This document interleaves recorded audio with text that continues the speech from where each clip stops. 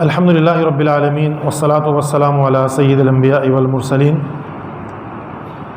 اسی طرح ایک اور واقعہ ہوا، ویسے تو واقعات بہت ہیں، نبی علیہ الصلاۃ والسلام کے جو فیصلے ہیں وہ تو بہت زیادہ ہیں۔ قریش کے قبیلہ بنو مخزوم کی ایک خاتون جن کا نام فاطمہ بنت اسود تھا، ان سے چوری کا جرم سرزد ہو گیا، تو اسامہ بن زید رضی اللہ عنہ کو نبی علیہ الصلاۃ والسلام کے پاس سفارش کے لیے بھیجا گیا کہ اس عورت کو معاف کر دیں۔ اس عورت نے چوری کی ہے، بڑے خاندان کی، بڑے قبیلے کی عورت ہے، ہماری ناک کٹ جائے گی اور پورا قبیلہ رسوا ہو جائے گا۔ تو اسامہ بن زید سے کہا کہ آپ رسول اللہ صلی اللہ علیہ وسلم کے پاس جائیں اور سفارش کریں کہ اس عورت کو معاف کر دیا جائے۔ اسامہ بن زید رضی اللہ عنہ رسول اللہ صلی اللہ علیہ وسلم کے پاس گئے اور آپ سے سفارش کی، تو آپ صلی اللہ علیہ وسلم نے سخت ناراضگی کا اظہار کیا، آپ کے چہرے کا رنگ بدل گیا اور آپ کھڑے ہوئے اور آپ نے فرمایا کہ تم اللہ کی مقرر کردہ حد کو، اللہ کی مقرر کردہ حد کو معاف کرنے کی سفارش کرتے ہو۔ پھر آپ نے خطبہ ارشاد فرمایا، اما بعد فإنما هلك الناس قبلكم انہم كانوا اذا سرق فيهم الشریف ترکوه واذا سرق فيهم الضعیف اقاموا علیہ الحد۔ اللہ کے بندو، اللہ کی حدود کے بارے میں تم سفارش کرتے ہو، تم سے پہلے کے جو لوگ ہلاک ہوئے، تم سے پہلے امتوں پر جو عذاب آئے وہ اسی وجہ سے آئے کہ ان میں کوئی معزز آدمی، کوئی بڑا آدمی چوری کرتا، کوئی جرم کرتا، اس کو معاف کر دیتے۔ کوئی بڑا آدمی، معزز آدمی اگر جرم کرتا اس کو معاف کر دیتے، اور کوئی غریب ادنا طبقے کا آدمی کوئی جرم کرتا، چوری کرتا، تو اس کو سزا دیتے اور اس پر حد نافذ کر دے۔ والذی نفس محمد بیدی، مجھے اس ذات کی قسم کہ جس کے ہاتھ میں میری جان ہے، اگر فاطمہ بنت محمد، یہ تو فاطمہ بنت اسود ہے، اگر فاطمہ بنت محمد یعنی میری بیٹی بھی چوری کرتی، لقطعت یدہا، تو میں اس کا ہاتھ بھی کاٹتا، میں اس کا ہاتھ بھی کاٹتا۔ تو یہ رسول اللہ صلی اللہ علیہ وسلم کا عدل و انصاف تھا، اور پھر نبی علیہ الصلاۃ والسلام نے اس عورت کا ہاتھ کاٹنے کا حکم دیا، اس کا ہاتھ کاٹ دیا گیا، اور پھر اس کے بعد اس نے بہت اچھی توبہ کر لی۔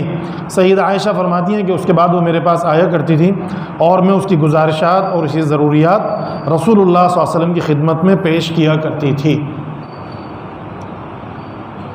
اور آج ہم اپنے ملک میں دیکھتے ہیں کہ کوئی بڑے گھرانے کا، کوئی مالدار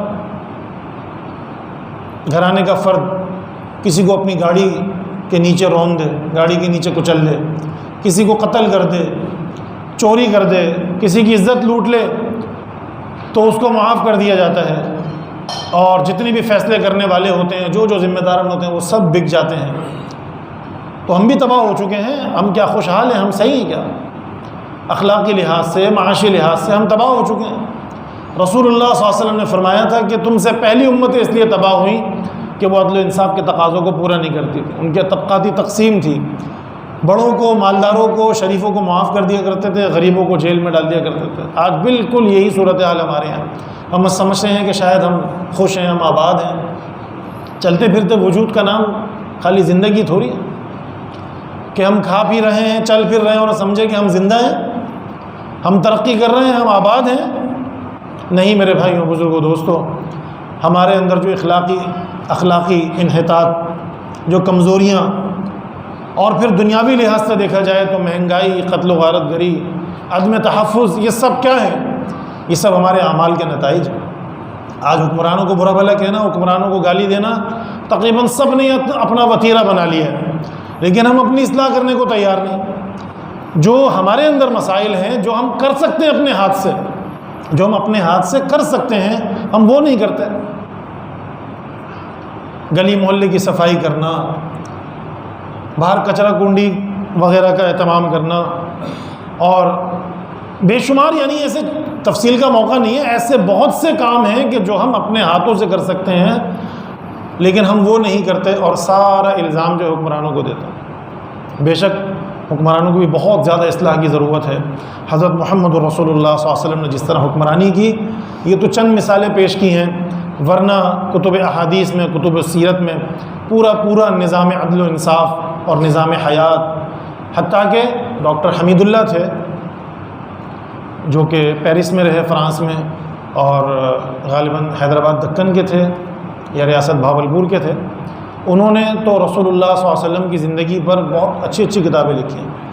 مدینہ منورہ میں آپ نے زندگی جس طرح سے گزاری، مکہ میں جس طرح گزاری، حتیٰ کہ یہاں تک بھی ہے کتاب کا نام کہ مدینہ منورہ کا بلدیاتی نظام، رسول اللہ صلی اللہ علیہ وسلم کا مقرر کردہ بلدیاتی نظام،